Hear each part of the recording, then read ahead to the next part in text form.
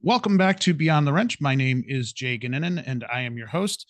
On today's show, I welcome my co-founder, Mark Wilson, to have kind of a fun show. We're going to do a recap of 2024, kind of the good, the bad, the ugly of WrenchWay, of our personal lives as well, kind of mixing a little bit of both, and what should be a pretty fun show. How you doing, Mark? I'm good. Excited for it. Excited for Yeah. 2025, even though we're halfway through a month already. It's crazy. Time flies. I think as we were getting through the holiday season, the schedule chaos that ensues with that makes something like this hard to get to. But I'm glad we're doing it and really kind of doing some reflection of our last year, which I felt like was very successful. What do you feel about the company as a whole in 2024? Oh, it was great. Yeah, we had a lot of things happen that maybe the outside world doesn't see in a good way that we're just now starting to share. Just like any other year, especially we're still a small, basically a startup company. There's ups and downs for sure. It's not all rainbows. It's a roller coaster, definitely. And we certainly had that, but overall, I think we kind of found our fitting more than any other year in the past. We've been pushing our mission hard. We've been trying to grow a brand from scratch with a very limited budget. We have a long way to go, but it felt like, especially the second half of 2024, things really started to click and take off for us. So I'm Yeah, excited. yeah, and this isn't your first rodeo in the startup world. It is my first rodeo in the startup world. What I think, in reflecting over 2024, what I've enjoyed the most is that it felt like there was some level of maturity of the company over that year, maybe more so than any other year that I'd seen, and that there's more structure. There's more just, it felt like things moved a little bit smoother, especially towards the end of 2024.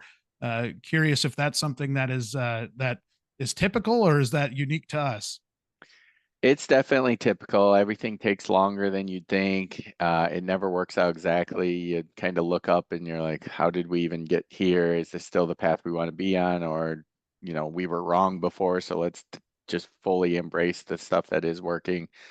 I will say, this being my third startup, you think you know all the things, and then it's almost worse not to have that experience sometimes, because being naive about things can be good.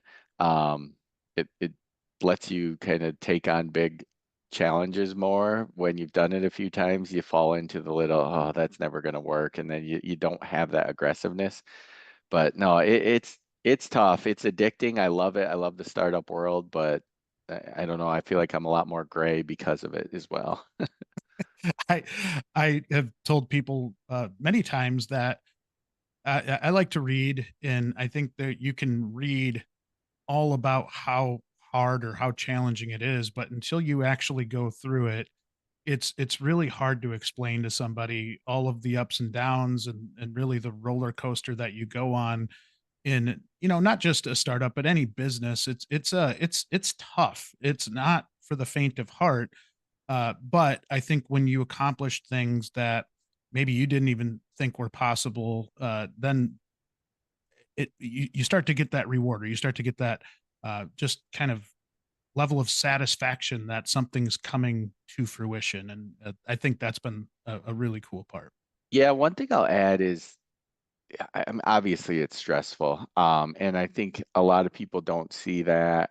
There's a lot of founder groups and things online that talk about a lot about it, where as the leader, you want to be transparent with your team, but sometimes you can't always be fully transparent and freak them out. I mean, we didn't want to raise a lot of outside funding, so we're basically bootstrapping it. And with that, you can be the best startup, but there's still going to be moments of, ugh, like our runway, we got to make some changes here. And knock on wood, I think we're past those days. But a big difference for me on this one versus the past is having a true co-founder. I mean, it makes someone to share that pain with. We all celebrate wins together as a team, but a lot of the challenges, maybe it's right or wrong, but a lot of them, you and I are the ones, dealing with that. That's how it should be. And again, we do try to be transparent with the team on everything, but there's just things that, the buck stops here. It falls on us. And I will say this time around, having someone else to share in that grief with, it is comforting, and it helps us get out of those, roller coaster low moments and back up to the highs much quicker. Well, and I've said it in past content, but you're a really, really talented dude, and you do a lot of things really well that I really stink at, and that's been such a benefit to me in that you're an accountant by trade. You have a different mindset than I do, and maybe a different outlook on things. And at times that can be frustrating, but it like when I take a step back and I look at it, I'm like, I'm so grateful to have that kind of opposite skill set or that opposite viewpoint than what I've got in a lot of ways, because otherwise, and you probably know as good as anybody, is like if I were just going in my minds and my squirrel brain, I'd be all over the place all the time. And you have a really good way of like bringing that back and really kind of hyper focusing us. So I think that from a co-founder standpoint has been by far the biggest advantage, is really having that not only complementary skill set, but just a really, really solid skill set of a bunch of different things. It's super, super helpful. Yeah, I appreciate that. Back at you. I think we complement each other well. I think my accountant CPA days are 15 years ago now, but that kind of foundation I had to start my career. Now if I had to choose, like as a founder, you wear many hats. We both do, but product is the thing I love most, and it's almost like a engineering mentality of kind of putting things in buckets and figuring out, what doesn't work, what does. And I love that stuff, and I'm glad to be able to lead that side of it. And as much as I get on and talk once in a while at conferences, I love that you love doing that stuff, because I definitely don't want to be the one speaking. And you do a great job on this podcast, and you do a lot more than that. But that for me is the stuff. I'll just stay in the background and keep making the product better. You do a heck of a job at it. All right. So, what we wanted to do in today's podcast is to really, again, reflect on 2024. And we've got a variety of different questions that we're going to go through and answer. And I think some of our answers will probably be pretty similar. Some of them might be completely opposite of each other. So, I'll start with the first question. And it is truly a look back at 2024. What was the thing that you were most proud of from WrenchWay over the course of last year? Yeah, for me, I'll probably steal your answer here, but the ASE partnership, that was a long time coming. It it took a lot of things that took years of building our brand, doing things the right way, doing a lot of stuff that didn't result in revenue immediately. It might take 5 years for it to turn into something. And again, we're self-funding all this, so it was painstaking. But to see that partnership take shape, to, we locked ourselves in a room with them for a couple days, the leaders of ASC, great people. And now, as that's been announced and we are working hand in hand with them on things going forward, it's just awesome to be part of that. Not just that they're great people, but obviously the brand that they have, and being able to give them some feedback on that stuff. They listen to us, but to also piggyback on some of the things they do. I mean, that was a game changer for us as a company for sure. And then personally, we'll probably get to people that we admire, but Dave Johnson, I mean, I look at him as, I want to be like that in a lot of things that he does in leading his team. So for me, I'm sure that might have been your answer, but ASC partnership was my answer for that one. It's a big one, right? And when we look at the ASE brand, for me growing up in the industry, that brand meant so much to me. And I think it's hard to take a step back and reflect on things when you're in the moment and as you're building this thing out.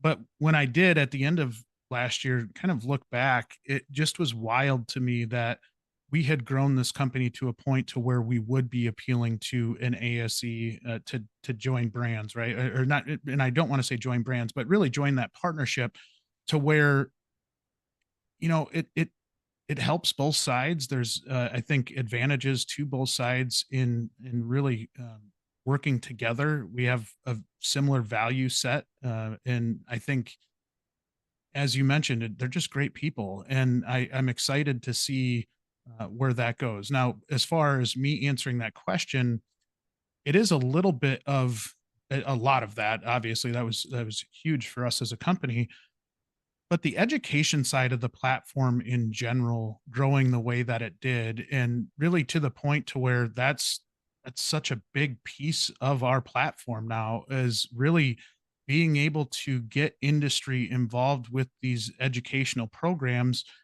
in a way that's not just a band-aid type of approach, right? Back in the day, I think when I started Finder Wrench initially, that was more of a band-aid approach, right? We're really focused on recruiting and taking one tech from another, from one shop and putting them in another shop. To me, this is the closest thing that we've got in our industry to actually fixing the problem, rather than kind of putting a band-aid on it. And so that transition to the education side, while it's taken some time to build up, we're gaining a lot of momentum right now. And that ASE partnership is obviously a big deal for us there as well. But man, that's been cool to see. Yeah, definitely. I'm cheating a little. I think we both will on a lot of these questions, but our team as well. I mean, I'm proud of how they've handled.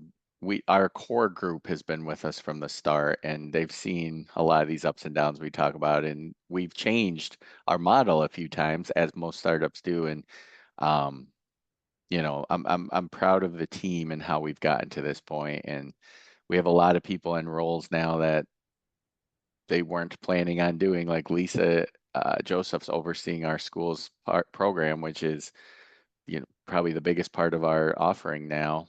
And that wasn't what she signed up for, and she's embraced it and killed it. And there's a lot of other stories just like that. So sorry for cheating and having two answers there, but No, I think it's a great point, and it does take talented people that are willing to adapt to make something like this successful. And we are so darn lucky to have a team full of them. And as you mentioned, the core group that's been with us from the start, you look at a Matt Reynolds, for example, I just he actually started off in sales, but then moved into more of account management. Does a lot of our onboarding. Many of you listening probably have talked to him at some point. A fiercely loyal person, and it's just those types of people, and we have so many of them throughout the company now that you know what they're a part of our not just team. I mean, it feels like it goes deeper than that. So I'm glad. I wish we could shout out every single person on our team because every single one of them is. I feel like we're lucky to have. definitely. All right, so on to the next question. This is more of the maybe negative side, but what was the biggest loss or the biggest L you took in 2024? I think you gotta go first on this I have to one. go Sorry. first on this one. All right. So this is the challenge, I think, for me, was that as we've grown this, I think we get more exposure to the industry, and you get invited to a lot of conferences and invited to a lot of places maybe to speak at or just attend. And there were a lot of them that I said no to in 2024. And a huge part of it is that I've got a 7, almost 8 year old son. And because I grew up in a shop where my dad really couldn't make my games and he couldn't, be a part of my school life in a lot of ways, I always in the back of my head was thinking, I don't want to do that. I want to be there for my son when he's going through these things. And so that had resulted in me saying no to a lot of conferences. I've really tried to prioritize what we need to be at and what would be nice to be at. And you don't want to offend anybody by telling them that you're not going to come to their conference or that you can't because of schedule conflicts. But for me, I think that's it's kind of having your priorities in line and making sure that family obligations come before business obligations and making sure that you're doing that. So, Mark, you know me, I'm kind of a yes man, and it's hard for me to say no to any conference that comes along or anything where somebody wants us to, pop over and visit their business. But it is part of having a young family and making sure that I take care of my home obligations. Oh, yeah, nothing. I think everyone listening well, one, anyone listening doesn't ever doubt your sincerity and your dedication to the industry. And I think the last thing we all need is Jay getting burnt out and just throwing in the towel on this product and company we have. So yeah, that's more of a win than a loss, I think. But I hear what you're saying. Um, I'm a workaholic myself, and I get it. But long term, it makes you better at what you do. So nothing to be ashamed of there. For my biggest L of the year, again, go back to the product side. I want everything we build to just take off and grow right away and be awesome. Um, I thought, I guess a couple things. Our reverse job post, that's been out a couple of years now, so it's not just this year, but I really thought we'd be able to grow that more than we have. And I think we just got to face the truth that it hasn't taken off the way we wanted it to. Like schools stuff's taken off way more. Our normal job board has taken off more than planned, or not more than planned, but kind of on par.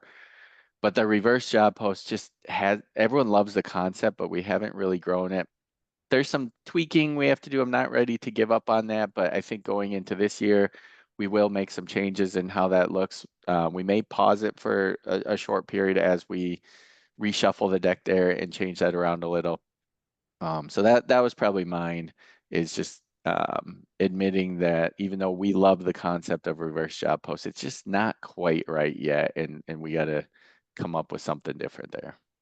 As a non-product guy, when we really first came out with that, I was like, oh my goodness, this is so cool.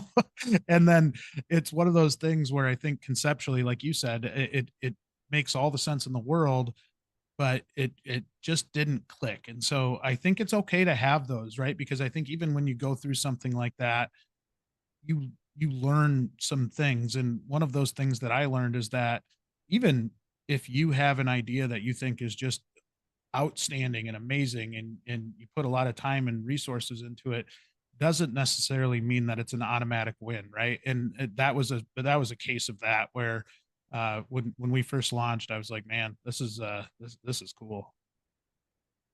Yeah, yeah. More to come on that one. More to come on that one. All right, next question. Best life hack we started this year. Yeah, can you lead us off on this one?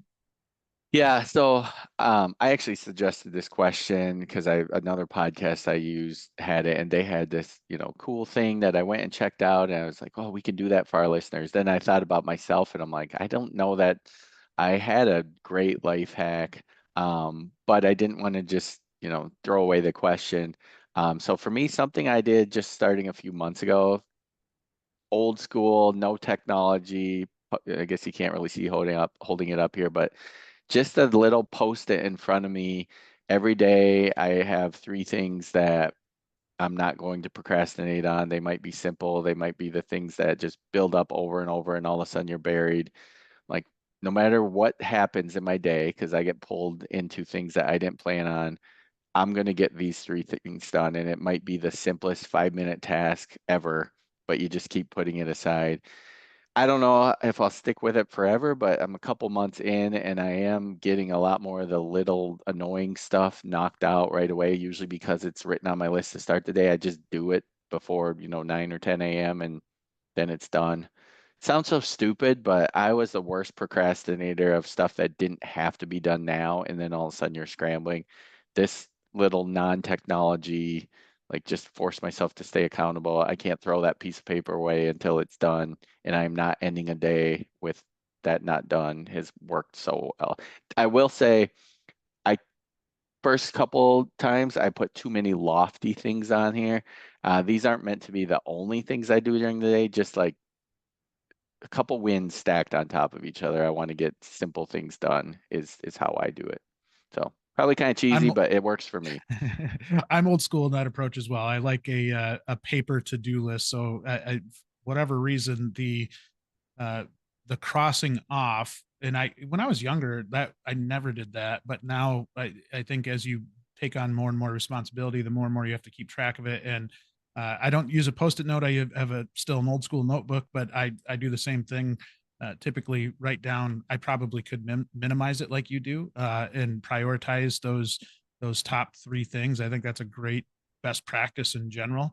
But yeah, very old school in that approach. As far as my answer to that question, something kind of similar, uh, maybe a little different in that I think routine, the older I get, the more I understand the importance of a routine. And I still stink at it. Like I still try to go to bed at the same time, but then if there's a football game on or something, I end up staying up past, and then it means I wake up a little bit later in the morning. But if I if I have a routine consistently where, for example, I go to bed at 9, I'll wake up like automatically at like 4 a.m. and I can get so much done before anybody else is even up that it really it helps productivity. I think it helps get a lot of the minutia out of the way, or like a lot of the stuff that can consume your day. But again, it's one of those things that I think I'll forever be trying to do, and maybe never be good at it. But I think routine is so powerful, and uh, getting getting even some of those little tasks like you're talking about on a post-it note, like getting those done early so then I don't have to worry about it for the rest of the day is big. So that for me, I try to read Atomic Habits once a year, and I do maybe 1 millionth of what they actually talk about in Atomic Habits, but I think it's an important thing. Nice. All right. Next question. Best tool or program that you found in 2024? Yeah, I would say AI in general. Chat GPT is the one everyone's familiar with. I've more recently embraced it and tried to learn and go beyond the just like, oh, we're writing a blog post. Let's get a starting point with that. And try to learn what it's capable of, reading articles, watching videos on how other people are using it. I'm just trying to learn more. It's here to stay. It's crazy what can be done. Um, for our own product, we look at it going forward, but then just in life in general, it's fun to play around with. Just having that curiosity, and I don't know exactly how I'll incorporate it, like in our product, in my personal life, but I'm at the stage of just making sure I at least play around with it consistently. Um, Even when we partnered with ASE, it was funny. I remember asking, like, should WrenchWay partner with ASE and what would that look like? Just a dumb thing. And I wasn't really taking advice from them, but I was just curious what it would say. And it spit out like good things that we had already thought through. So I don't think it in that case gave me any insights. But it was kind of cool to see it talk about WrenchWay as a brand. Like I didn't even think it would know what WrenchWay was other than our website. And I don't know, it's mind blowing the things that can be done. I've challenged our team to look at it as well. And I think phase one, everyone was like, okay, how can I do this to save some time and make my life easier? And that's still true. Like our marketing team, they get a blog post that isn't written by ChatGPT, but they can start it. It gets it 60% of the way there, and then they can fine tune. They might kill me. Maybe they don't do that, but I know they use it for certain things.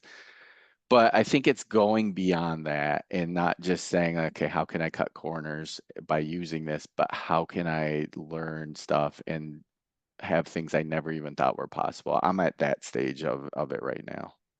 Yeah, I think my answer would echo that, right? The advancements in AI, being fully aware that I'm naive about a lot of it, and being able uh, to just kind of use it in bits and pieces. And I think what I've learned with AI, and specifically Chat GPT, is that the more I use it, the more I kind of figure out more uses for it, right? Because at first you're like similar to you, where you're just typing in something silly, or you're doing something that might not bring the biggest advantage to you. But what I've noticed is that now each day I have Chat GPT up as a tab on my browser, and there are things where I think my brain thinks a little bit differently, and how I put the inputs into it and what to tell it to actually do. And so I've used it a lot more. I would say even in the last 3 to 6 months than I had prior to that, and it's kind of quickly going from a kind of cool tool that's maybe nice to have to like you need it, and it's only going to continue to evolve. So why not embrace the technology and really figure out ways that it can make you more efficient and better? So I think that's a great answer. The Bureau of Labor Statistics says technicians make around $46,000 a year. Does that sound like BS to you? We thought so too. At WrenchWay, we work with some of the best shops and dealerships across the country, and we've seen technicians make a lot more than that. So we decided to gather our own data. We're excited to announce the launch of our new online technician pay tool. You can now search technician pay by industry, shop type, location, and experience. We've already had over 3,000 technicians submit their pay data anonymously. You can explore the pay data and even submit your own data anonymously at wrenchway.com/pay. Thank you for your continuous support of WrenchWay as we strive to promote and improve automotive and diesel careers. We couldn't do it without you.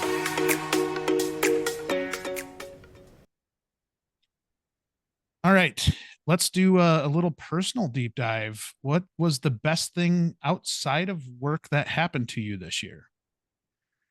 I'll go first. What some of these you guys start going first, but mine is easy. I got married this year. Kind of like you were talking about work life before. I'm a little late to the game on getting married. I'm 43, but it took me a while to find the right person. And honestly, I probably worked too much in the past, but I can truly say the happiest I've ever been is right now. So yeah, huge life-changing moment for me. Got married, we built a house. This will be a year I forever remember in that regard. So that was probably the easiest answer ever for me when I saw this question come up. Yeah, and it's great to see you uh married and really just, like you mentioned, I think you had prioritized work so much over the prior decade that it was hard for you to even enter into that level of personal relationship. So that's been really cool as just a friend watching you kind of go through that transformation and um seeing how cool it is, right? It's a different family element to you, and I think that that helps in a lot of ways. And I think my answer to that is very similar in that, kind of that family base where what I talked about with not being able to make the conferences, maybe the negative behind that. The positive is that I was able to make almost every single practice of my sons, every single game of my sons, every, Christmas concert, whatever it was, I was able to be there for in 2024. So with all the chaos and schedule and everything like that, I take a lot of pride in the fact that I was able to still do a lot of those things with my family. Okay, next question. Favorite Beyond the Wrench podcast episode of the year. I'll start on this one. I will say this isn't to discredit any guests that we had, because over the course of 2024, especially, the quality of guests that we're able to get on our little podcast is mind blowing to me. And in a selfish way, I get to just sit down and talk to really smart people for an hour and do it once a week, right? And that is such a rewarding thing. And I've learned so much from so many of you that have been guests on the podcast. But if I had to pick out a couple, and I'm going to cheat here and say too, we had Bogey Latiner from All Girls Garage on, and she was a phenomenal guest. I've watched her on TV for many years, and I think even more than the podcast episode itself, that the episode was great, but the conversation that I had with Bogey leading up to that podcast was just awesome. And you can tell she's genuinely cares about the industry, and it's not some, she's putting on a show just to be on TV. And she alluded to that in the podcast where she had people that wanted her to change her personality to get a TV deal, and she wasn't willing to do that. So I give her a lot of credit, and that was a great episode.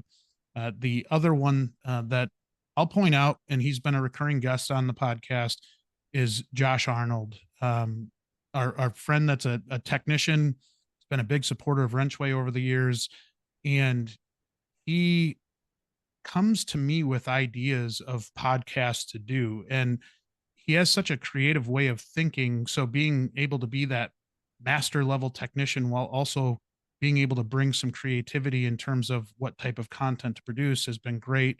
And he's just had some great advice, and especially last year on that podcast. Those are a couple of mine. I love them all, right? Like they're kind of my baby, and I really do enjoy everybody that I talk to. Mark, how about you? Yeah, this is a tough one too. I mean, you do an amazing job on it. There's a lot to choose from, and sometimes I think when there is a lot to choose from, recency bias steps in. So mine is truly an answer, but there might be a little recency.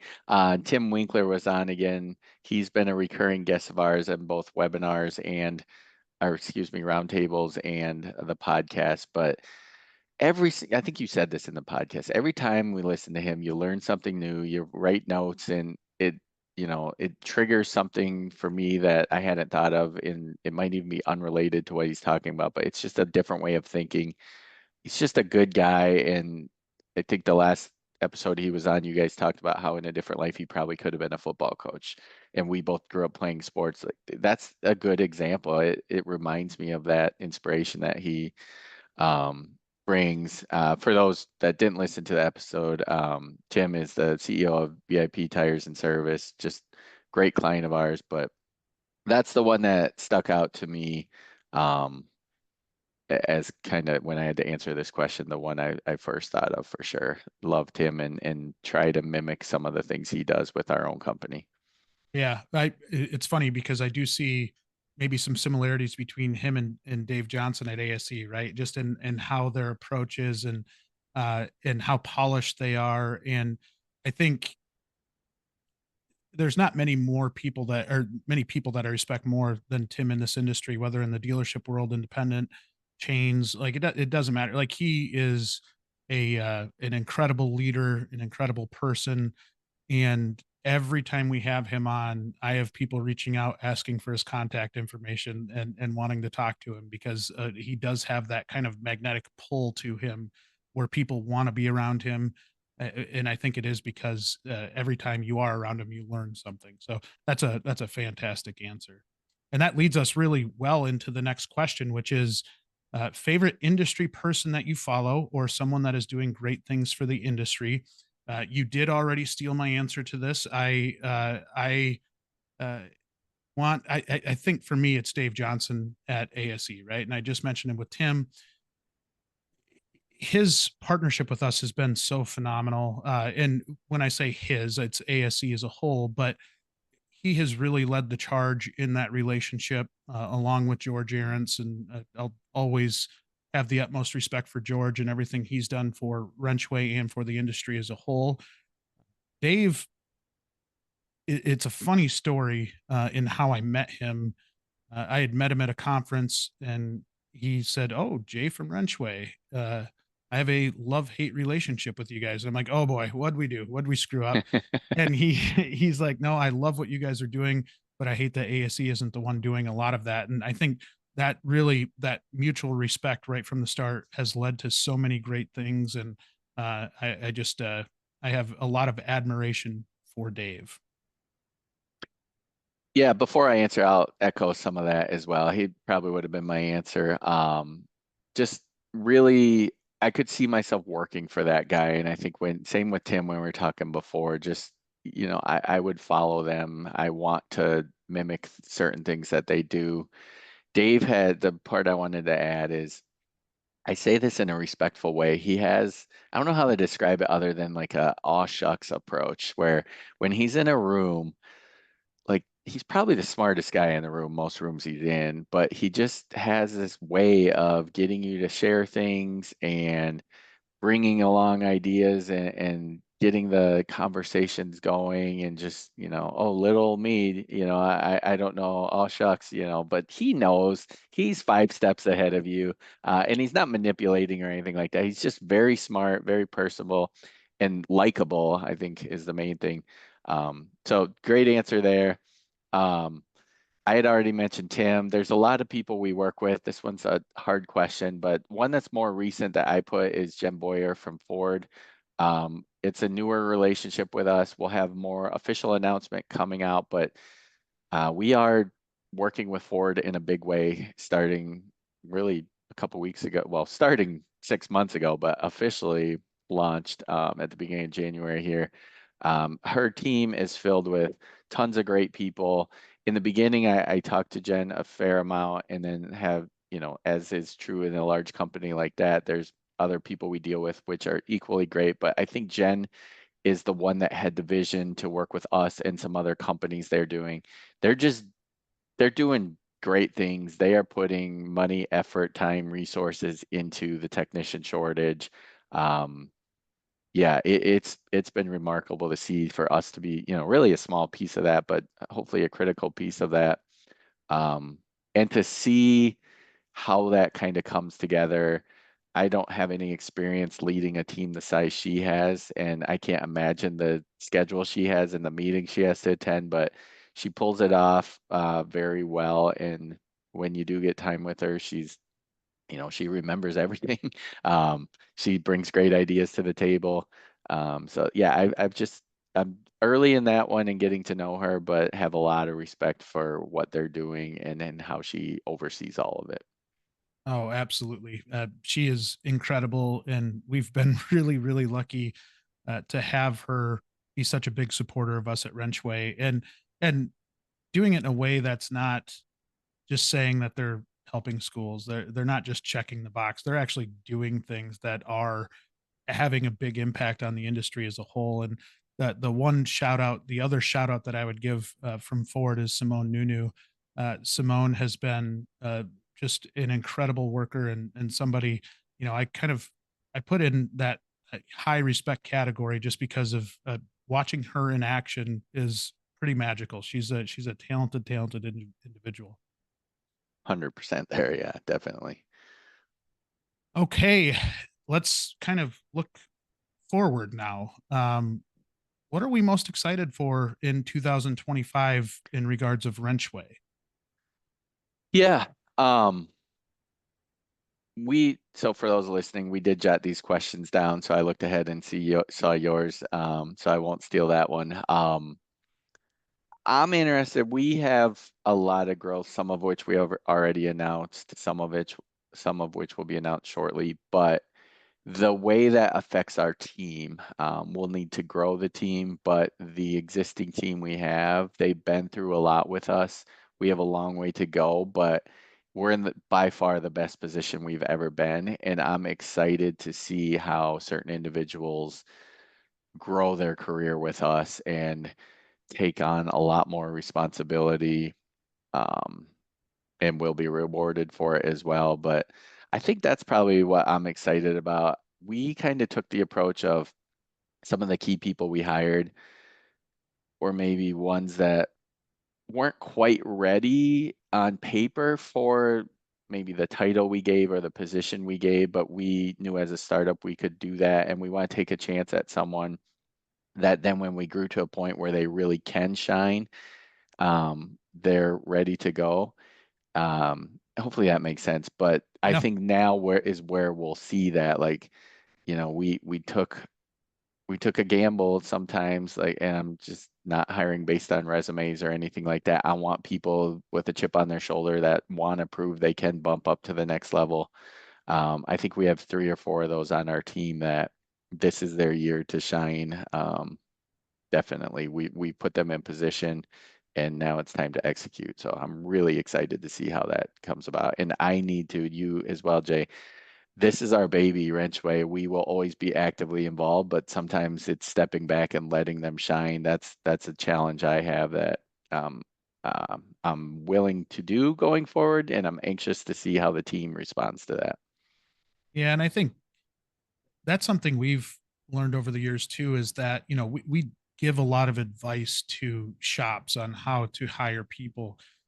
There's a lot of those elements that have been the same with how we've approached Wrenchway too, is just finding people that fit our culture and fit who we are. And I think opens you up to opportunities to where you do have a team full of people that have loads of potential, but it has been because of intentional hiring. And not to say we're perfect. I mean, I think we've probably had a couple hires over the years that maybe weren't up to our standard or up to par, but you know, our team right now is just absolutely rock solid, top to bottom. I echo everything you're saying there because I am so excited to see the growth with everybody. Now, as far Real as quick my, before oh you yeah, say yeah, yours, to add on to that, the hires we made, I think in the past, if we're honest, I think we knew at the start, and this would be advice for others listening too, of if you're not 100% sold, like we panicked on a couple things of like we were so busy we needed someone, and it, hindsight's 2020, but I think between the two of us, or if another manager was involved in the hiring process, any that didn't work out immediately, like we've had people leave just because they had better or other career opportunities, and they were a great fit for us. And you know, some I wish I had back, and some not. So it's not just anyone who ever left, but there were a couple that you know we moved on from fairly quickly that we knew if we were honest with ourselves, we didn't have full buy-in. So that would be feedback. It's kind of common sense, but I think sometimes people need to hear it. Um, yeah, you need full consensus and speak up if you have doubts on someone because it 99 out of 100 times is gonna come back to hurt you. yeah, it does. And it's, we see it with shops every day, but then when it happens to us, even at Wrenchway, I think it's a reminder of how important that hiring process is, and to make sure that you're asking good questions, and that you truly know what you're looking for when you go into it. And I think anybody that's hired a lot of people over the years has probably gone through similar experiences. So I don't know that you ever get them 100% right, but I think there are a lot of things, as you said, where you look back at it and say there were signs, like there were things that we that probably should have stuck out a little bit more. But that is a great point. um I think, are we still on the Wrenchway Yeah, sorry, I diverted 2025? us, but No, yeah, no, I thing just you're want to make most sure. yeah, thing you're most excited about for this 2025. For me, it's the partnerships, and I think that's where you alluded to the growing team, and the growth of our current team. We made so many strides in 2024 and prior years to set us up for what's happening right now. And on top of ASE, some of these partnerships that Mark talked about, that some of which we can't even talk about yet publicly, are just amazing. And it's incredible to see the growth that we've had as a brand, and be able to take some of these gigantic companies and be able to partner with them. And I think that partnership side is so cool to me because they are in a lot of ways turning into friendships, right? Like maybe where it's going beyond just that business aspect. I think that a lot of times is what makes business fun, is when you kind of grow those relationships, and have the opportunity to talk to people consistently. We've had so many shops over the years that we've worked with that we have just phenomenal relationships with. And I think when you get to that partner level, whether it's a big company, small company, if you're working with people that I think both sides have each other's best interest in mind, that's when the magic happens, right? When it's not, some type of argumentative conversation, or that defensive type of conversation, but truly like, this industry has a big problem right now. We don't have enough people to fill all the open roles. What are we doing together to make sure that we're starting to right the ship? And it happens with partnerships, and I think that's been, um, it's very satisfying, I think, just in general, but definitely what I'm most excited about going into to this year. Good answer. Yeah. All right, let's talk about the personal aspects of 2025.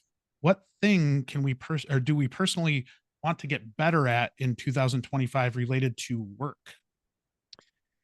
Yeah, I touched on one for myself. It's delegating a little more and trusting the team. I hesitate because I do trust the team, but like like we said, this is our baby. We have a lot of time and money invested in it. We want to be involved. So I am trying to get better at like people taking ownership. But because I already mentioned that, the other one I'll mention is giving positive feedback.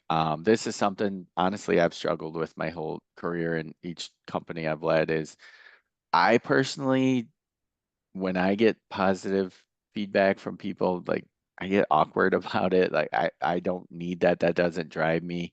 Um, and a lot of people do want that and need it, and that's totally okay. That's normal. Like again, stuff we tell our clients that you need to be recognizing people.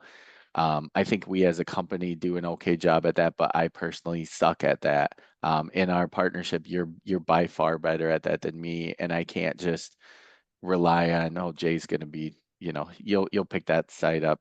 Some things it's good that you're good at and you do, and I don't do. In this case, it's something we both need to be doing. I need to pick up the slack on that. So just celebrating the good. It drives me like if, we're 99 out of 100 on something, I focus on the one too much before I, celebrate the 99. That's not something I'll change overnight because I literally have mentioned that forever, and do think, believe it or not, Jay, have gotten a little better at it over the years, I but think you have, I yes. still have a long way to go on that. I think it's because I'm a perfectionist at heart, and I just like, okay, we fixed that, now move on to the next thing, and I don't take a moment to celebrate. So yeah, that's a I- big one for me. That's a fair answer. And I think one thing I wish back when I was an employee, I wish I would have had a little bit more insight into is that I think a lot of times leadership, and this is not a feel sorry for anybody in leadership type of comment, but there are so many things that I think we go through that we can't or really won't communicate to a team. And it might be because it's in the best interest of the employee not to know that, or that you don't want to scare somebody, or you don't want, you don't want to raise um, alarms. But I think over time, business can almost numb you to some of that. And like being in business for long enough, it's a shame that it happens, but I think it's a natural, like personal thing that happens to a lot of us. And I've even noticed that in myself a little bit, where you do have to go back to basics at times and make sure that you are communicating right and that you're doing the right things with your own team. But kind of taking it to my point, it's the same thing for me, but maybe in a little bit different aspect, where uh, my goal for 2025 as it relates to business is taking relationships deeper. I have some very, very good relationships in this industry, and a few of them that I think I do a really good job at maintaining. And I don't want to make that sound like a job, because there is a lot of personal satisfaction that goes into those relationships for me. I'm very much a relationship type of person, but there's also a lot that are maybe a little bit more surface level, or maybe that I haven't done a good enough job of just calling somebody and saying, "Hey, how's everything?" Like not business related, just like how are you doing as a person? And so, I say that for Wrenchway, and I think I could do the same in my personal life as well, of just calling and checking up on somebody and making sure that they're okay, and making sure that, everything's good. And so all in all, I think just developing deeper relationships, and being a confidant for somebody, or being able to have some of those deeper conversations with people, and just, trying to help people out wherever I can. So I think the relationship piece is a really, really big one for me. Okay. Let's talk about, the last question we have is, again, going back to the personal side. What is something outside of Wrenchway that you want to do in 2025, Mark? It's such a cop-out answer and the most cliche thing ever, but for me, it's fitness. I have to get more serious about it. I'm getting older. Like I mentioned, I'm still young, but 43. You have to care about stuff that you didn't have to before. I got married this year, and I just have to take that more seriously. Um, I randomly have like a weight tracking app that I've had on and off since 2012, I believe. So to have 12, 13 years of data is kind of cool. It's the one chart though that's like goes up and to the right. That's not a good thing in all of our business world. That's what we want for sales. Everything else, mine is just, oh yeah, I dropped a little here, but then boom, back up. Um, yeah, I just it's so cliche. I roll my eyes at, you go to the gym at the start of January and it's way more packed than ever. So I apologize for the cliche answer, but it is the truth. I have to get more serious. And I'm not like dying tomorrow, hopefully knock on wood or anything. I it could be worse, but I just need to take it more seriously. And I 100% am on the same page. I stink at that. I need to get more active in general. Actually, my doctor said my cholesterol is high now, so this is how I know I've entered the middle ages pretty aggressively. That I need to look at that differently, and I think it is maybe a different mindset. Like in the past, you're like, oh, want to look good, want to like get jacked up, right? But now it's like I got to maintain so I don't die at some like early, Yeah. right? Like it's maybe a different outlook on it, in that it's probably more necessity than just the cosmetic look of it, right? It's a big one. For me, it is we're scheduled to buy a home this spring. We made the decision a couple of years back to move back to my hometown. Some of it was to get my son into uh, the school district that I grew up in, and you just know a lot of people. You know the teachers, a lot of family, and anybody that has a kid understands the importance of having some family around, just because you need people to pick up the pieces, especially if I'm traveling or whatever. It's a lot to put on my wife, so it was at some level a necessity to come back home. In this current housing market, there was nothing available, so we've been waiting for quite some time to get into this home, and just excited to, we're in a duplex right now, and I said it's going to be like Christmas again when we open up the storage sheds and get all the boxes out, and uh, I'll, as I always do, question why did I keep this stuff? Why didn't I just throw it out when we were moving back? I lived without it for 2 years. What made me think that I still needed it? So a lot of things going on as always, but getting into probably more of a permanent home in general is going to be a big deal for us. Yeah. No, that I'm excited for you guys on that. Maybe we end because we got a couple minutes left with we had these questions ahead of time, so we knew the answers and we didn't script our answers or anything. We kind of just talked about it. But I think we should each say a question, put us on the spot here. Can be work related or not work related because I came up with the idea, so I probably had like a 30-second head start on you on this. I did not plan on it, but I'll go first. I'm curious if someone were to ask you what's something about WrenchWay, and when you think of your question, it doesn't have to be work related, but what's something about WrenchWay that you don't think the outside world knows or that you want to highlight? Um, and I can go first with a couple if it helps you think of that. Well, Um, you go. and Yeah. I think I've got a good answer for it, and that is I think even if you were out at a cocktail party or something like that, and somebody says, "What do you do?" In my head over the years, it's always been so job board focused. Well, as we've shifted to more of the school elements, it's caused me to kind of clean that up a little bit. And so when you say to somebody, we have a tech platform that allows industry to be involved with schools, I think it's one of those things where maybe the outside world would be like, interesting, like, but it might not first occur to them.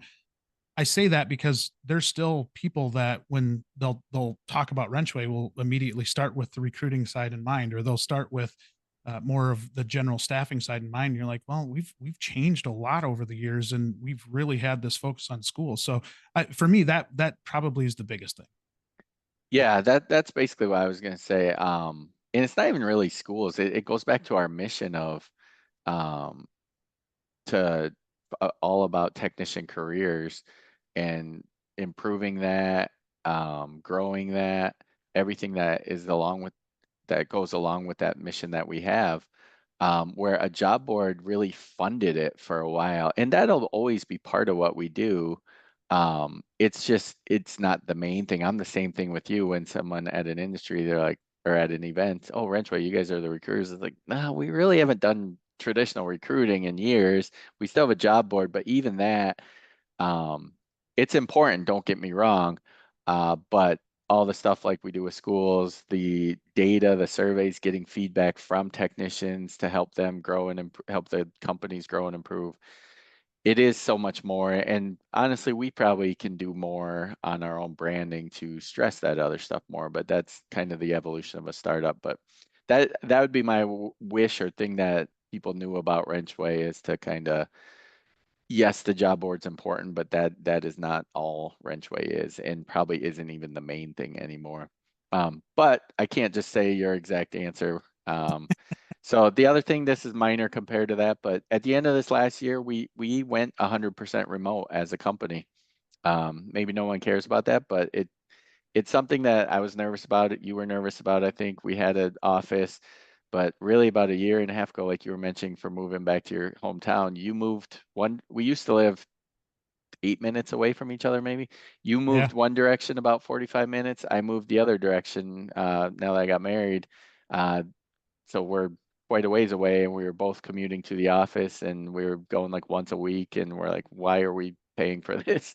We're hiring all across the country, so maybe we'll update throughout the year. I know that's not practical for shops, but there are some interesting things just from leadership that frankly challenges that fully remote poses for us. We during COVID had that, so we kind of know already, but it is a big change. And throughout this year, I think there'll be stuff we didn't even think of that will be good and bad about it. So it's something fun for us to track and pay attention to. Yeah, I think one of the positives is it forces us to think about team outings and team events and more of the picture building type of things. But it is a different, unique challenge. But I think there are obviously some benefits there as well. My last question for you would be: when did it click that we had something with schools? Oh man, that's a tough one. Because how do I say this?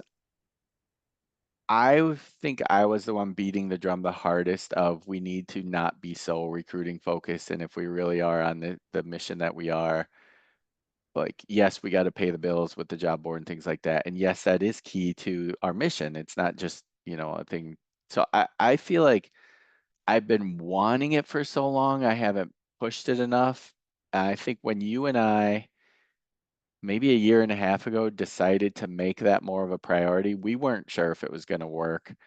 Um, there's different signals along the way.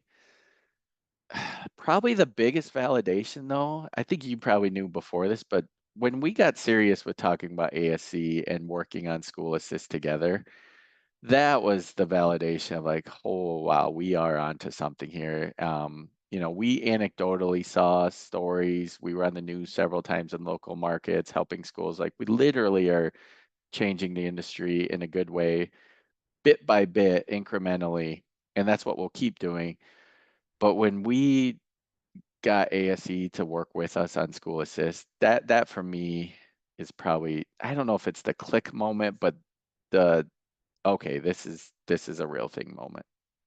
Yeah, I think probably very similar to me. I think when you started to see that there were companies that were actively reaching out to us to work with us, and ASE is probably the prime example of that. But then similar to what you said, in that I don't know that that was the exact click moment, but then you started to see more and more people that you know reached out, had a really positive thought on what it was that we were doing. I think it's been neat and frustrating at the same time. And like when we first launched it, we talked about this in the past, but we launched School Assist, and I think we all thought this is a phenomenal thing. Like, why would a school not be on it? And then I think we were a little surprised when we first started reaching out to schools and kind of almost fought some level of skepticism of like, why are these people trying to help us out? Like, why, what makes them so interested in us? And then once schools started signing up and then seeing that, oh, there's not a catch here. Like we're literally just trying to get industry to better support your program so that we can at the core fix this issue that we have with our industry. It started to result in some really cool emails and some really cool just feedback from instructors and the help that they truly were getting, and that there was a big gap there. And probably, I give you a lot of credit because you did push that school side really early on in our partnership. And as you see this evolve, you're seeing these dots be connected. You're seeing these programs being helped out. You're seeing more visibility to those students that are out there. And it's really cool to me because it is core to our mission. We talk about our mission a lot and it means a lot to us. And now that you've seen that evolution for us as a company, I mentioned the partnerships. All of this stuff is coming together and it's really, really cool to see. So as we leave this podcast, I think for me, 2025 is so exciting. And I'm just, we're mid-January already, but man, it's been cool to see kind of the ascension and like the rise of that school side. Yeah, definitely. I think part of that tails in nicely to something we're doing now. I'll wrap this up, but we have our technician pay tool that anyone can use anytime throughout the year. But this time of year, we're recording this on January 15th. We're coming up on when we really push technicians hard to get that data out there.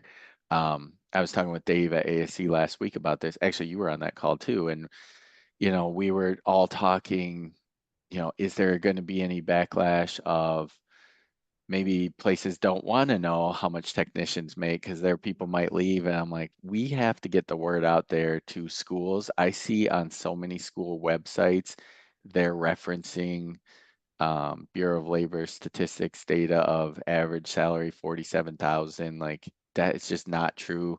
Why can't we, WrenchWay and ASE, get accurate data and be the ones that schools start to reference?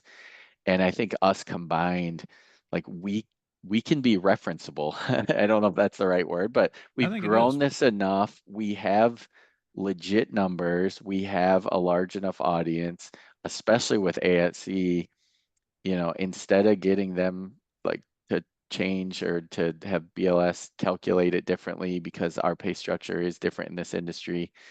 Let's just do it ourselves and let's be the ones that are referenced and it is accurate information. That's kind of a sign too that we've grown up a little, like this is real. It's not just a minor survey we did. Like there's a ton of hours and thousands of inputs that go into that. That's a pretty cool moment. I mean, those are the little things that help to change. Because think of when you're a kid and you want to be in the trades and you see that listing and immediately you would dismiss it because it's lowest on the list of pay, right or wrong. That's what a lot of people do. And like even that little thing, if we can change, I think that makes a huge difference. So that's kind of related to your question, but I think it that is. was a little bit of an aha moment for me this past week with you, me, and Dave talking about that. Of like, well, what do we really want out of this pay tool? And that was one I mentioned of I want to stop going to school websites and seeing just those numbers. I want them to be posting our numbers. And I think that's an admirable goal that we all share. Yeah, and I think that's as we look into 2025. I'll end it with this. I think the fact that we've been able to maintain our mission while growing a company and do it in a way that I think we can be proud of is something that is what we've all really aimed for, and starting to see a lot of that come together. Pretty darn cool, man. Yeah. Cheers to another great year. It's gonna be probably our busiest yet, but we'll take it. We'll take it. All right. Thank you for being on the podcast, Mark. Thanks. That wraps up another episode of Beyond the Wrench. If you liked this episode, please show your support by rating and following the podcast. You can also watch the video interviews on WrenchWay's YouTube channel. Speaking of WrenchWay, did you know Beyond the Wrench is managed and produced by the WrenchWay team? WrenchWay is an online community dedicated to promoting and improving automotive and diesel careers. We help technicians find the best shops to work at, and we also help auto, diesel, and CTE instructors get more support from local industry. You can learn more by visiting WrenchWay.com.